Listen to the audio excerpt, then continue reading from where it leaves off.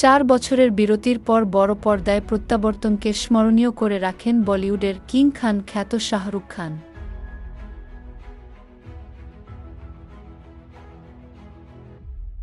পরপর super duper hit পাঠান, জওয়ান ও donkey দিয়ে গেলে বছরটা নিজের করে নিয়েছিলেন তিনি।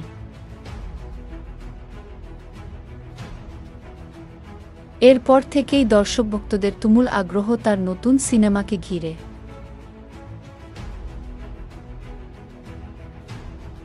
গেল বছরের শেষের দিকে বিভিন্ন সূত্র জানায়, সুজয় ঘোষের নতুন ছবিতে অতিথি চরিত্রে দেখা যাবে তাকে। তবে পরে জানা যায়, অতিথি চরিত্রে নয়, সিনেমাটির গুরুত্বপূর্ণ চরিত্রেই দেখা যাবে শাহরুখকে।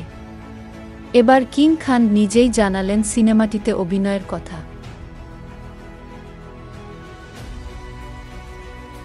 শুক্রবার 9 আগস্ট সুইজারল্যান্ডের ৭৭তম লোকার্নো ফিল্ম ফেস্টিভ্যালে ভারতের চলচ্চিত্রে অনস্বীকার্য অবদানের জন্য বিশেষ মর্যাদাপূর্ণ পার্দো আল্লা ক্যারিয়েরা পুরস্কার জিতে নিয়েছেন শাহরুখ খান।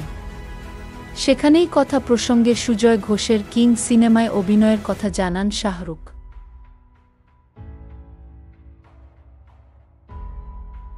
অভিনেতা বলেন, আমি কিং বলে একটা সিনেমা করছি এখন। সিনেমায় অভিনয়ের জন্য ওজন কমিয়েছি, যেন অ্যাকশন দৃশ্যের শুটিংয়ের সময় আমার দুর্বলতা প্রকাশ না পায়।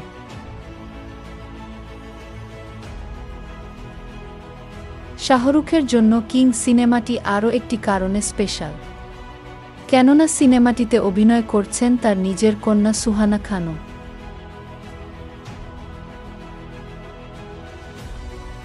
জানা গেছে, সিনেমাটির খল চরিত্রে দেখা যাবে অভিষেক বচ্চনকে।